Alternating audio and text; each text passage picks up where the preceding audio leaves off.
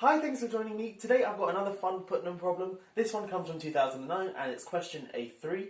We have this sequence of numbers denoted Dn, where Dn is defined to be the determinant of this crazy looking matrix here.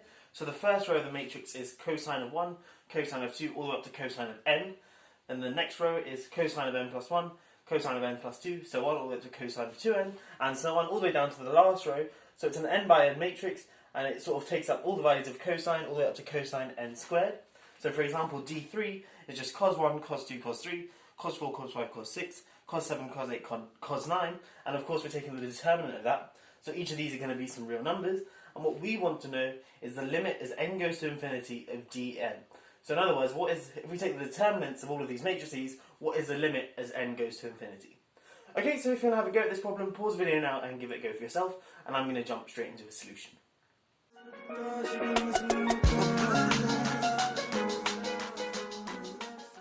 Okay, so there are actually a couple of different ways you can solve this problem, but the way I'm going to be doing it just uses sort of standard determinant tricks. So whenever you're introduced to the determinant in, say, a linear algebra course, these are sort of the very first things that you'll learn about the determinant.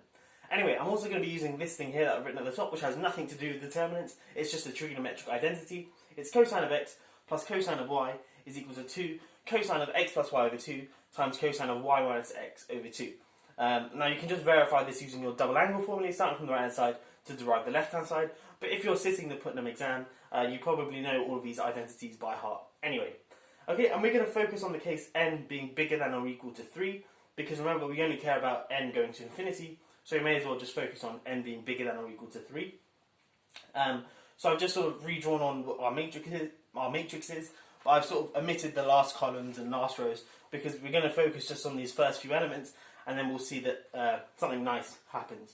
Okay, so we're going to use this sort of as a motivation, and what we want to do is recall that whenever we add two columns in a matrix together, the determinant is unimpacted, it's still the same. So if I do column 2 plus column 7, so take the matrix and then write a new matrix which is exactly the same, except column 2 now is whatever column 2 plus column 7 is in the previous matrix, then this matrix has the exact same determinant as this matrix. Okay, so what I'm going to do is actually add two columns together. I'm going to add this one and this one. So I'm going to add column 3 to column 1. So the first element now is going to be, so I notice that the Dn, the determinant, remains unchanged by that property. So this first element here becomes cosine 1 plus cosine 3, but then using our formula here, that's 2 times cosine of 1 plus 3 over 2, so that's 2 cosine 2, and then times cosine of 1 minus 3, or 3 minus 1 over 2, so that's cosine 1. So this first element is now 2 cosine 2 cosine 1. So let me write that in there. 2 cos 2 cos 1. Just squeeze that in there.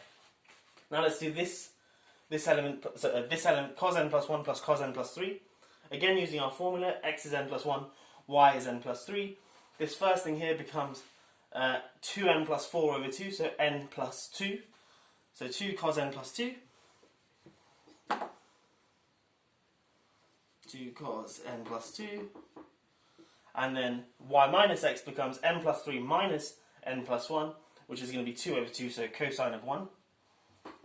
Okay, and a similar thing here, cos 2n plus 1 plus cos 2n plus 3, using the exact same thing. This first element becomes 4n plus 4 over 2, which is cos 2n plus 2. Also 2 cos 2n plus 2. And then of course we get y minus x, which is 2n plus 3 minus 2n plus 1, which is going to give us 2 over 2, which is cosine of 1. Okay, and a similar sort of pattern happens, and hopefully you can see the pattern now. Let me just draw a line in here just to separate the columns so it's clear.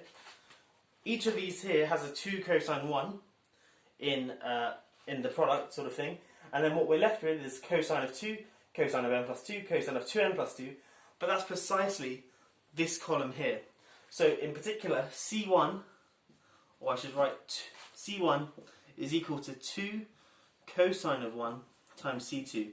So C1 is column 1, so this is, I guess, a vector, a column vector, and then 2 cosine of 1 is a constant, but it's 2 cosine of 1 times a column vector cosine 2. So 2 cosine of 1 times cosine of 2, 2 cosine of 1 times cosine of n plus 2, and so on.